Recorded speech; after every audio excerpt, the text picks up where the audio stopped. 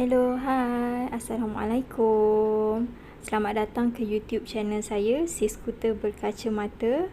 Dan jangan lupa untuk like, share dan subscribe channel YouTube saya. Terima kasih. Hari ini saya terpanggil untuk kongsikan barangan yang saya beli di pasaraya berhampiran dengan rumah saya. Barangan yang saya beli tadi dapat dimuatkan dalam 2 beg. Saya menggunakan beg kita semula. Dan sebenarnya saya sedang cuba untuk ubah gaya hidup ke arah gaya hidup yang lebih sihat berasaskan makanan organik. Jadi, jom sama-sama kita mengamalkan gaya hidup yang lebih sihat daripada sebelum ini. Sebenarnya saya sangat teruja untuk kongsikan video barangan ini kepada anda semua. Mungkin barangan yang saya bakal kongsikan kepada anda mungkin tak pernah jumpa ataupun tak pernah perasan kehadirannya di mana-mana pasaraya yang anda kunjungi. Okey, tapi tak semua barangan yang saya beli ni adalah barangan organik. Ada setengah barangan yang saya beli berasaskan bahan organik, ada yang tidak, dan ada juga kudapan yang saya beli. Tapi kebanyakan barangan yang saya beli adalah berasaskan barangan organik. Okay, jom kita tengok sepintas lalu barangan yang saya beli tadi, yang telah saya susun.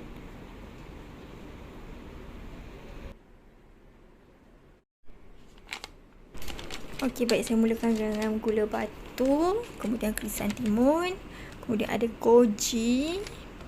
Okey, goji. Ni adalah red dates ataupun kurma merah. Jadi kalau yang ni dia teh uncang lah, dia ada goji dengan teh bunga sekali. Okey, yang ni adalah gula organik. Kemudian ada longan. Sebenarnya nak beli longan kering tapi tak ada. Okey, ni yang ni kita panggil white fungus. Bali. Okey, bali. Kemudian kita ada cukup rasa. Yang ni ibu saya perkenalkan daripada babas sup. Okey, rempah sup. Kemudian kita ada garam Himalaya, tofu goreng. Kemudian ada halia tua. Yang ni kita panggil pepper rice. Okey, pepper rice. Kemudian kita ada cabbage organik.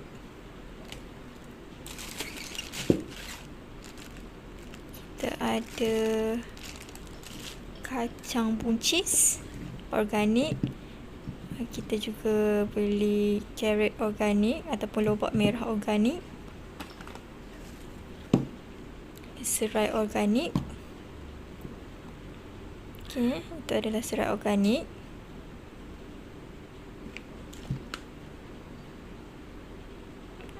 Dan ini adalah rempah-rempah organik, iaitu kunyit, turmeric powder, serbuk kunyit, ada cili powder, serbuk cili, dan kita ada juga olive oil. Yang ni saya ambil smooth and mild.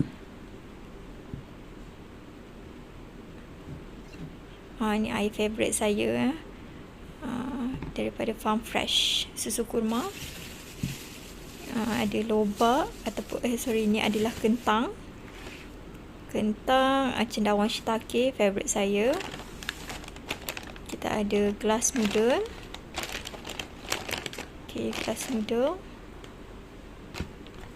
Dan ini adalah kudapan saya. Untuk next video saya akan kongsikan menu minuman herba yang saya tunjukkan ini.